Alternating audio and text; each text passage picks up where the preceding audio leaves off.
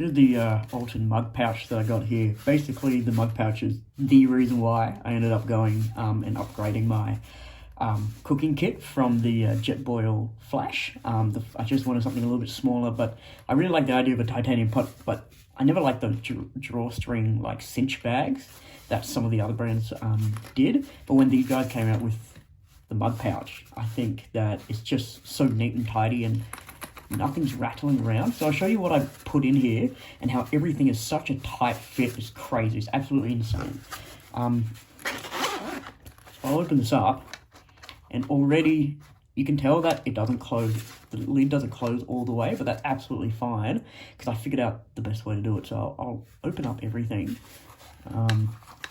So here we've got my stove, got a mini Bic lighter. Inside here, I just wrap it in a dishcloth, like a little chucks or something. Just got like 100 gram. Yeah, 100 gram. What does it say? 100 grams. Here we go. I'm not sure if you can read that. 100 gram gas canister. Yeah, the chucks there. And then from the Jetboil as well, I have this like pot stand sort of thing. Not a pot stand, sorry. It's like a canister, gas canister sort of stabiliser, which is really helpful, just for stabilising everything. So that fits in there. And then we've got the Alton 600 milliliter pot. Seen some good use. Been boiling it in the fire. And then in here we have, I think that this is the largest one that Cedar Summit does, but this is the Cedar Summit X Mug Cool Grip. Holds 480 milliliters and it just packs down. And then lastly, we have here the lid for the titanium pot, and then that's the mug pouch there. So I'll show you the reason why it's so cool is because this all packs down like together. I'll show you how I pack it. So first thing I do is I put this lid inside of the top part of the mug pouch.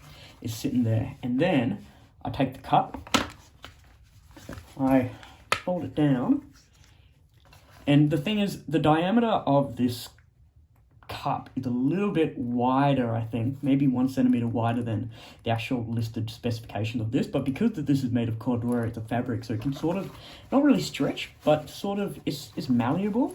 You can sort of force this in all the way, and then like it's all taut, like it makes it nice and taut, and I barely even have to force it. It doesn't feel like I'm gonna stretch the seams or the zipper or anything like that.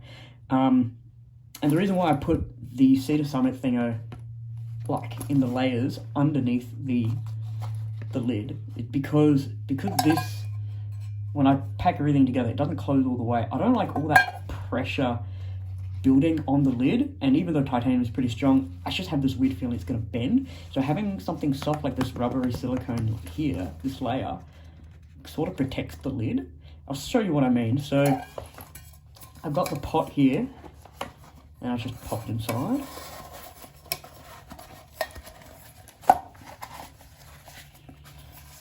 And then after that, I'll take this, I'll fold it up, pop that straight inside. It's plastic, I won't really scratch anything, so there, that's that there.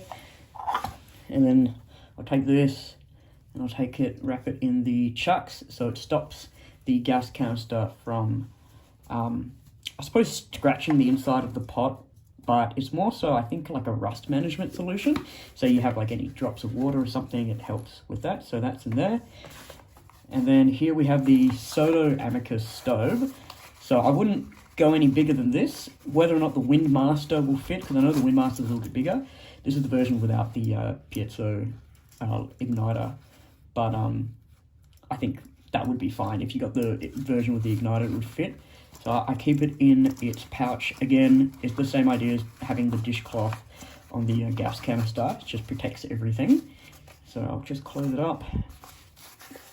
So this is where it gets interesting, right? So when I was at the shop and I bought this Alton Good, I bought it at Paddy Power here in Sydney, which is great that I'm able to like actually mess around with the actual materials itself and see the product.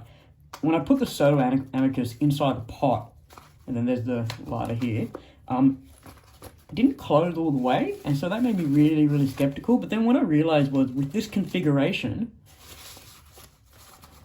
when you close it, it sort of forces everything together.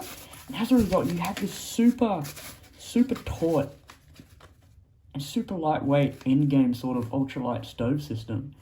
And it's perfect. Absolutely love this.